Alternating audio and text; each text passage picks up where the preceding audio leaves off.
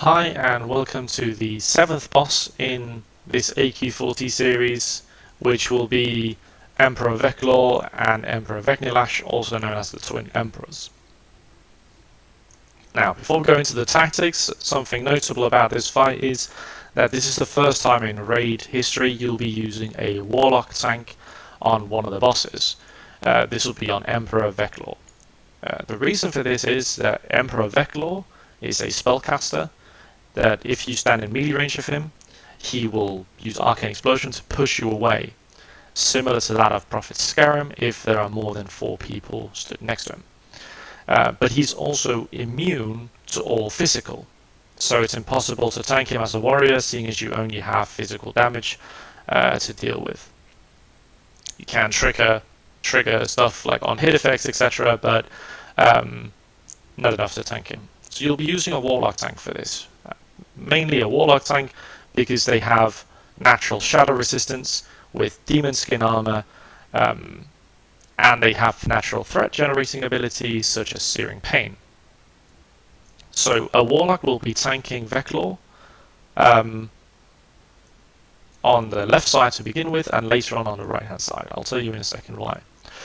Vecnilash is the opposite of Emperor Veclor and is immune to all sorts of spellcasts, but takes physical damage.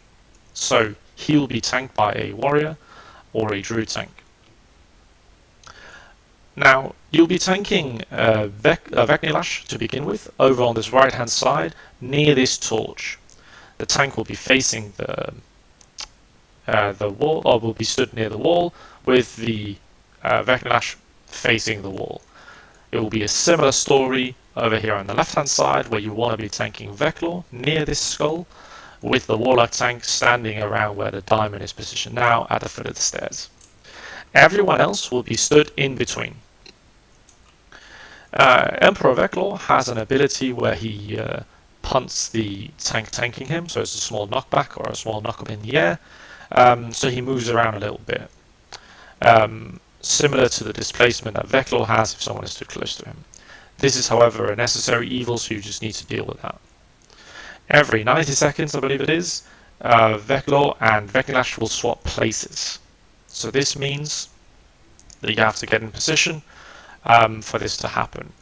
When this happens, the person stood closest to each of the bosses gets initial threat. So this means that once they swap places, Veclor will now be stood on top of a warrior tank who will then be pushed back. Try and position yourself before the swap so that you're punted towards the stairs so that the boss doesn't continuously ping pong you against the wall. So get pushed away a little bit. Let the Warlock, who will be stood here, grab threat of Veclor, who will now be stood over here, and let the warrior tank grab threat of Vecnilash, who will then be stood over here. The bosses cannot be taunted, so they have to be naturally aggroed. Other than this, there are all these scarabs and scorpions around the room. See here, there's a scorpion there. Veclor, over here, Veclor will set one of these ads to explode. There's nothing really you can do about this. It's a very short time on the explosion, so just try and avoid it as much as possible. If you're range, you stand on the staircase, as there are no scarabs on this naturally, so you won't have any scarabs below your feet. Melee, you just have to soak this damage, there's nothing to do about it. Vecnilash will be using Empower on these critters, or the scarabs or the scorpions, which will make them large, similar to that of Solgurub, where the second boss, or the spider boss, sorry, empowers one of the spiders, so you need to kill this. You'll have the third tank pick up these in the middle of the room, and then you just kill them. Don't AoE, as you will aggro these neutral mobs, so just always single target throughout this fight. The reason for tanking Veclor and Vecnilash so far apart from each other is that whenever they're together, they get a twin bond, which heals them for a shit ton of health. You cannot out-damage this, so it's very, very important that these two are always stood at opposite sides of the room from each other. I think it's a 100-yard range between the two, so if they're closer than 100 yards, they'll heal massively. So the trick to this fight is really to keep them gathered or keep them around the spot where you initially pulled them to. You can use a hunter to pull them. It's a good idea to use a hunter to pull Vectorlash over here and let the tank then grab aggro on its way here with whatever abilities. The Warlock himself should be able to grab hold of Veclor and then position him around here.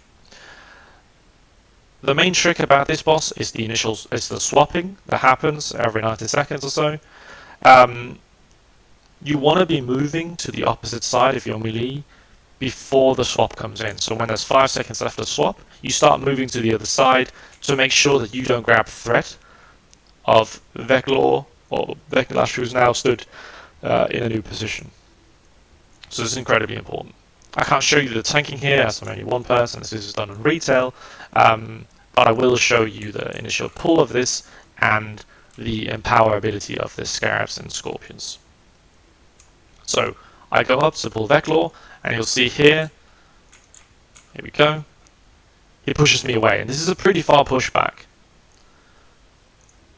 If you're not stood next to him, he'll just keep doing this, he'll just keep using Shadow Bolt. So the heal you saw here before, this is their continuous healing. On retail you can out damage this obviously, but in classic you will not be able to. So this is one of the empowered adds. I'll kill this. See if we can have one of the adds explode as well. There we go, there's an explosion that happened over here.